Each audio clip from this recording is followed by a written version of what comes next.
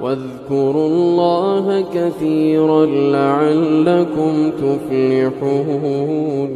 السلام عليكم ورحمة الله وبركاته. حمدا وشكرا لله صلاة وسلاما على سيدنا رسول الله وآله وصحبه ومن والاه ولا حول ولا قوة إلا بالله العلي العظيم. كمال حكمته صلى الله عليه وسلم في أسلوب الدعوة, kesempurnaan kebijaksanaan baginda Rasulullah sallallahu alaihi wasallam dalam metode beliau berdakwah. Pada dasarnya setiap dakwah yang benar, dakwah yang jujur, dakwah yang mengajak orang lain pada kebenaran, pada kebaikan, sulit untuk dapat dipetik hasilnya, sulit dapat kokoh, sulit dapat mengembangkan sayap-sayapnya apabila tidak didasari 3 hal. Yang pertama adalah dibentuk dengan pondasi dasar hujjah yang kuat. Yang kedua adalah mempunyai metode yang bijaksana, dan tentu saja mempunyai adabun jamil, tata cara, tata kerama, adab yang bagus. Dan itulah dakwah Rasulullah sallallahu alaihi wasallam, dibentuk dengan hujjah, dengan sudut berfikir hujjah yang kuat, dibentuk atas dasar kebijaksanaan yang metode yang bijaksana, serta dengan adab yang bagus. Dari itu Rasulullah sallallahu alaihi wasallam ketika beliau berdakwah, beliau mempunyai posisi-posisi tertentu, apa yang harus diperintahkan, apa yang harus dilarang, dan sebagainya. Rasulullah sangat memahami itu. Maka Rasulullah sallallahu alaihi wasallam termasuk dari apa yang dikatakan likulli maqamin maqal. Setiap perkataan ada posisi, ada cara, ada tempatnya masing-masing. Setiap seseorang itu mempunyai karakter yang masing-masing. Rasulullah sallallahu alaihi wasallam menyampaikan itu kepada Sayyidatuna Aisyah dan lain sebagainya, bahwa kita menyuruh, memerintahkan, mengajak ala qadri uqulihim, mengikuti dengan akal, kebiasaan, kemampuan mereka, kemampuan akal mereka. Rasulullah sallallahu alaihi wasallam sangat bijaksana dalam menyampaikan dakwah, dalam mengajak orang lain menuju Allah, dalam mengajak orang lain pada kebaikan. Rasulullah sallallahu alaihi wasallam, maka di antara kebijaksanaan Rasulullah sallallahu alaihi wasallam, biasa beliau itu memberikan hadiah pada orang-orang yang baru masuk Islam, pada orang-orang besar dan lain sebagainya. Karena sebagaimana dikatakan dalam pepatah Arab bahwasanya al-hadaya tudhibu bil ahqad. Ketika orang sering memberi, maka mereka hadiah itu dapat menghilangkan rasa iri hati dalam hati seseorang. Itulah yang dilakukan oleh para habaib rata-rata. Mereka membuat majlis sekaligus memberi hadiah dan lain sebagainya. Tentu saja di antara kebijaksanaan Rasulullah sallallahu alaihi wasallam, Rasulullah sangat sabar dalam mengajak orang lain. Kita bayangkan bagaimana ketika setiap Rasulullah sallallahu alaihi wasallam keluar dari rumah beliau dilempari kotoran, bahkan terkadang diludahi oleh anak kecil yang sangat benci kepada Rasulullah. Dengan penuh kesabaran Rasulullah sallallahu alaihi wasallam, ketika anak itu tidak lagi memberikan kotoran, meludahi, atau ketika Rasulullah keluar dari rumah, anak kecil itu tidak melakukan sesuatu yang buruk kepada Rasulullah, maka Rasulullah kemudian bertanya, di mana anak kecil tersebut? Maka kemudian ternyata anak itu sakit, maka Rasulullah menjenguknya. Kemudian sebelum dia wafat, Rasulullah mengajaknya untuk masuk Islam. Dia menoleh kepada orang tuanya berkata, ati Abul Qasim ya waladi, ikutlah apa yang dikatakan Abul Qasim ini wahai anakku. Allah. Rasulullah sallallahu alaihi wasallam a'rada anil jahil, dia berpaling dari orang-orang yang bodoh, yakni maksudnya tidak meladeni. Beliau memaafkan orang-orang yang melakukan kesalahan kepada beliau. Rasulullah sallallahu alaihi wasallam. Rasulullah sallallahu alaihi wasallam ketika beliau berdakwah, memberikan peringatan, mau'izah, beliau mengingatkan orang lain ketika waktu nasyat, ketika mereka sedang semangat, ketika mereka sedang membutuhkan. Jadi tidak memaksakan, tidak terlalu memaksakan Rasulullah sallallahu alaihi wasallam. Maka Sayyidina Abdullah bin Mas'ud mengatakan, Kana an-nabiy sallallahu alaihi wasallam yatakhawwaluna bil mau'izah fil ayyam karahata as-sa'ama alaina. Rasulullah sallallahu alaihi wasallam tidak memaksakan, tapi memilah hari-hari yang menyampaikan mau'izah kepada kami agar kami tidak merasa bosan. Jadi harus kita memahami mekanisme, situasi, lingkungan dan lain sebagainya. Rasulullah sallallahu alaihi wasallam kadang mengirimkan surat, terutama surat-surat kepada raja-raja. Termasuk Rasulullah sallallahu alaihi wasallam ketika mengirim surat, beliau itu tidak terlalu banyak apa yang dimaksudkan, tapi sudah jelas terperinci, tapi ijaz, ringkas. Sebagaimana yang ditulis oleh Rasulullah sallallahu alaihi wasallam kepada penduduk Nasrani Najran. Ketika itu Rasulullah sallallahu alaihi wasallam menuliskan surat, "Amma ba'du ad'ukum ila ibadatillahi min ibadatil ibad." Aku mengajak kalian untuk menyembah Allah, menjauhi dari menyembah selain Allah, apalagi menyembah hamba Allah. Wa ad'ukum ila wilayatillah la min wilayatil ibad. Mengajak kalian dari wilayah Allah ke dari menjauhi wilayah hamba-hamba, yakni dalam perlindungan penjagaan Allah Subhanahu wa taala.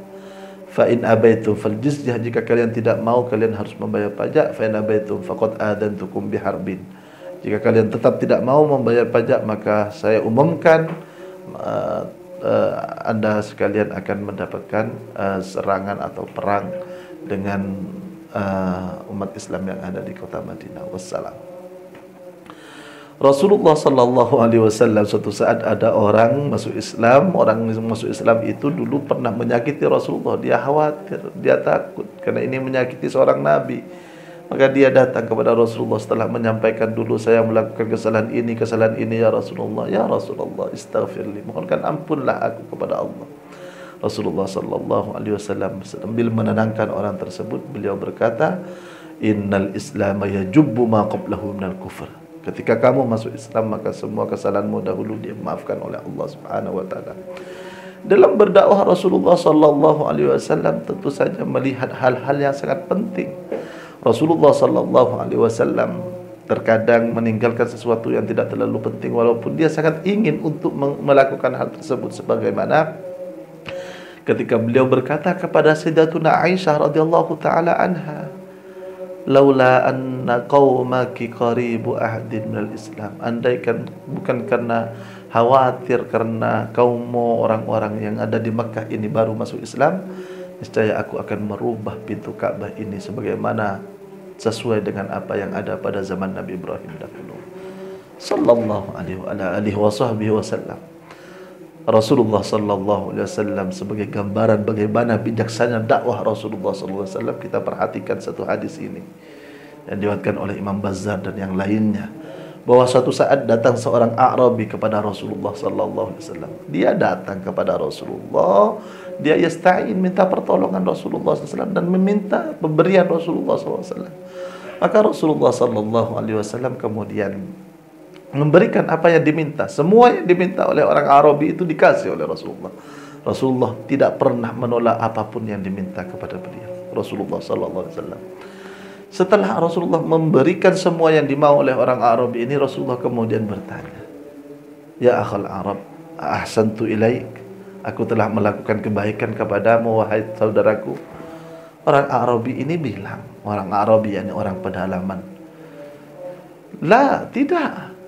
Wala ajmalta, kamu tidak melakukan hal yang baik kepada aku." Sudah mendatang kepada Rasulullah dengan bahasa yang kasar, meminta tolong, ditolongi, meminta barang-barang telah diberi oleh Rasulullah, dia menjawab dengan kasar seperti ini. Maka semua sahabat hendak berdiri untuk menjambangi orang itu, membunuh atau memukul orang tersebut, karena dia telah semena-mena kepada seorang Nabi sallallahu alaihi wasallam.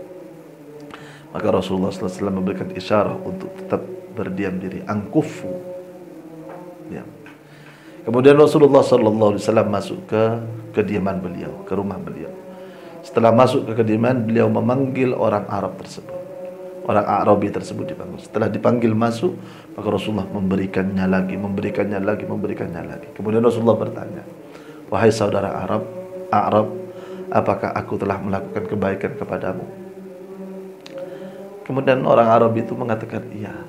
kamu telah melakukan kebaikan kepada saya.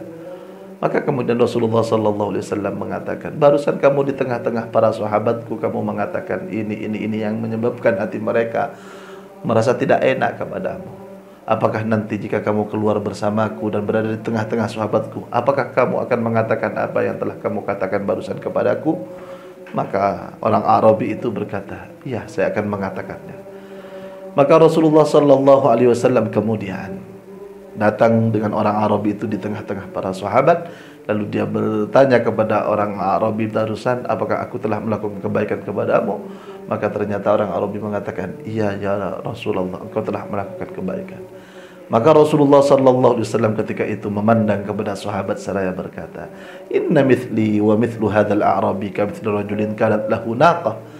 Sungguh perumpamaanku dengan orang ini seperti dengan seorang laki-laki mempunyai unta, yang mana suatu saat sedang banyak orang untanya itu lari, dikejar oleh orang-orang semakin lari, dikejar oleh orang-orang semakin lari. Kemudian orang yang punya unta itu berkata, khallu baini wa baina naqati, jangan ikut campur, biarkan urusanku ini, urusanku dengan untaku, sekalian tidak usah karena aku yang lebih paham tentang untaku, karena aku yang paling ulas kasih terhadap untaku. Kemudian dia datang kepada unta tersebut, membawa makanan untuk unta, membawa sesuatu hal-hal yang dibutuhkan oleh unta tersebut. Kemudian unta itu makan dan mendekat lagi kepada orang tersebut, dibawalah unta di tengah-tengah orang tersebut. Apa kata Rasulullah SAW? Kalau aku mengikuti apa yang kalian inginkan, membunuh atau memukul orang ini, maka niscaya dia akan masuk neraka. Allah, khallu baini wa baina ummati. Seakan-akan Rasulullah berkata, saya yang selebih tahu bagaimana mempunyai siasat dakwah dengan umatku. Allahumma salli ala sayyidina wa habibina wa maulana Muhammad. Mudah-mudahan bermanfaat. Assalamualaikum warahmatullahi wabarakatuh. Kirimkan bantuan Anda, donasi Anda, dan konfirmasi kepada nomor yang tertera di bawah ini. Ini adalah nomor rekening atas nama Pondok Pesantren Najmul Al-Mursyidiyah. Terima kasih, mudah-mudahan Allah Subhanahu wa taala membalasnya.